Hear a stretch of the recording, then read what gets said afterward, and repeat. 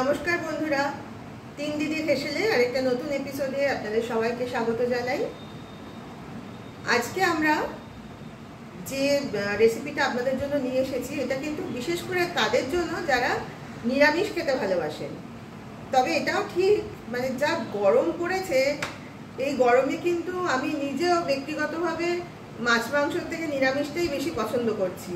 এত গরম এখন, মানে বেশি তেল ঝাল মশলাও যেমন ভালো লাগছে না, মাছ মাংসও বেশি খেতে ভালো লাগছে না। তার থেকে একটা পাতলা ডালের সঙ্গে একটা সুন্দর নিরামিষ তরকারি থাকলে সেটা খেয়ে যেন অনেক বেশি তৃপ্তি হচ্ছে।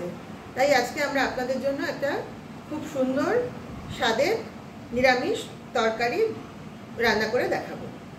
তাহলে প্রথমে আমরা উপকরণগুলো দেখিয়ে দিই। এই যে দেখুন, আমরা এখানে কেটে নিয়েছি ডুমো ডুমো করে কুমড়ো, আলু, আর নিয়েছি 3টে সজনে ডাঁটা, এইভাবে কেটে নিয়েছি। আর এখানে আছে এই 6টা মতো কাঁচা লঙ্কা। এখানে আছে ডাল বাটা, আমরা মটর ডাল ভিজিয়ে রেখেছিলাম রাতে, সকালে সেটা বেটে নিয়েছি। আর মশলার মধ্যে আছে দেখুন জিরে গুঁড়ো, লঙ্কার গুঁড়ো, হলুদের গুঁড়ো, আদা বাটা, সামান্য পোস্ত বাটা, ফোড়নের জন্য নিয়েছি সাদা জিরে গোটা, আর 2টো শুকনো লঙ্কা আমরা ছিঁড়ে নিয়েছি 2 টুকরো করে, মানে মোট 4 টুকরো হয়েছে। আর এখানে একটা গুঁড়ো মশলা আছে, এটা হচ্ছে আমরা কিছুটা পরিমাণ মৌরি শুকনো তাওয়ায় নেড়ে নিয়ে সেটা গুঁড়ো করে রেখেছি। আর এখানে আছে ধনে গুঁড়ো। মোটামুটি এই উপকরণগুলি আমরা ব্যবহার করব। তাহলে প্রথমে যেটা করব, আমরা এই বেটে রাখা মটর ডালটা দিয়ে কিছু ডালের বড়া তৈরি করে নেব। তাহলে চলুন যাওয়া যাক রান্নাঘরে। আমরা রান্নাঘরে এসে গ্যাসের ওপর কড়াই বসিয়ে দিয়েছি, কড়াইতে দিয়ে দিয়েছি সাদা তেল। তেলটা গরম হয়ে গেছে, এবার আমরা তার মধ্যে ডালের বাটাটা দিয়ে ছোট ছোট করে বড়া তৈরি করে নিচ্ছি।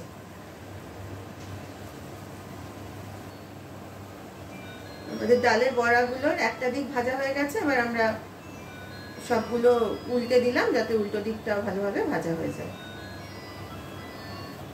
আমাদের ডালের বড়াগুলো ভাজা হয়ে গেছে, এবার এগুলো একটা বাটিতে তুলে রাখছি। আমরা বড়াগুলো তুলে নিয়ে কড়াইতে এবার সর্ষের তেল দিয়ে দিয়েছি, তার মধ্যে দিয়ে দিলাম 1/2 চামচ মতো গোটা জিরে আর 2টো শুকনো লঙ্কা। এবার আমরা কড়াইতে দিয়ে দিচ্ছি কেটে রাখা আলুগুলো।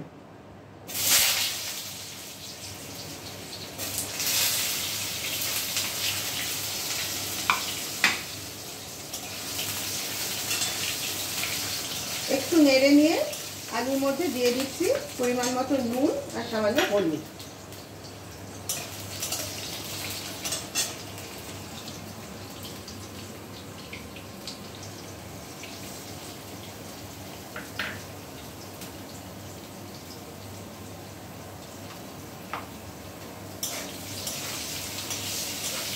সবকিছু মিশিয়ে নেব। তারপর মিনিট খানেক মতো আলুটা ভাজা হয়ে গেলে আমরা বাকি সবজিগুলো, মানে কুমড়ো, ডাঁটা আর কাঁচা লঙ্কাটা একে একে দিয়ে দেবো। এবার আমরা কড়াইয়ের মধ্যে দিয়ে দিচ্ছি একে একে কেটে রাখা কুমড়ো, তারপরে দেবো সজনে ডাঁটা। একটু সবগুলো ভালোভাবে নেড়ে মিশিয়ে নেব।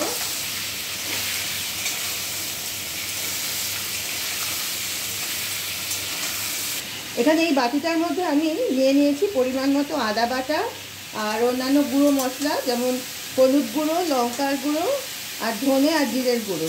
এইসব পরিমাণ মতো নিয়ে আমি এখানে জল দিয়ে গুলে রেখেছি। এবার এই মশলাটা আমরা কড়াইয়ের মধ্যে দিয়ে দেবো।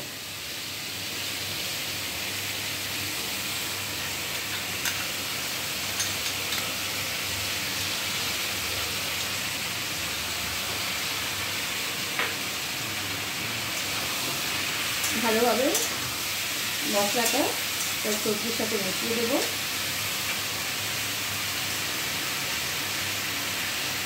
দিয়ে দিচ্ছি ছোট চামচের 1/2 চামচের একটু বেশি পরিমাণ চিনি, আর দিয়ে দেবো এই যে 6টা কাঁচা লঙ্কা চিড়ে রেখেছিলাম, সেগুলো এবার কড়াইতে দিয়ে দিচ্ছি। এবার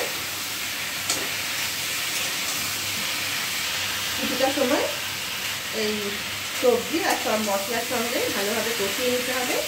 তারপরে আমরা কড়াইতে জল দেব। আমাদের সবজিগুলো মশলার সঙ্গে ভালোভাবে কষানো হয়ে গেছে। এবার আমরা কড়াইতে পরিমাণ মতো জল দিয়ে দিচ্ছি।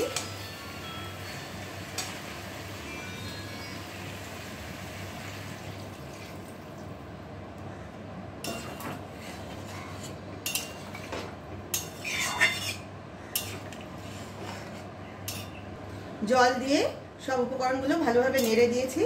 এবার আবার কড়াইটা ঢাকা দিয়ে রাখবো যাতে সব সবজিগুলো ভালোভাবে সেদ্ধ হয়ে যায়। কড়াইয়ের ঢাকাটা তুলে দেখে নিলাম, আমাদের সবজিগুলো মোটামুটি সেদ্ধ হয়ে গেছে। এই পর্যায়ে আমি যেটা করব, এই যে ভেজে রাখা ডালের বড়াগুলো আমি কড়াইতে দিয়ে দিচ্ছি। এগুলো ঝোলের সাথে একটু ফুটলে এই বড়ার মধ্যেও ঝোলটা ভালোভাবে ঢুকতে পারবে। 2 থেকে 3 মিনিট এইভাবে ফুটিয়ে নেব। বড়াগুলো দেওয়ার পরও 2 মিনিট মতো ফুটিয়ে নিয়েছি। ঝোলটাও দেখুন আগের থেকে অনেকটা টেনে গেছে। এবার যেটা করব, এবার আমি কড়াইতে দিয়ে দেব এই যে পোস্ত বাটাটা, যে পোস্তটা আমরা বেটে রেখেছিলাম সেটা এবার দিয়ে দিলাম কড়াইতে। দিয়ে এটা ভালোভাবে মিশিয়ে দেব।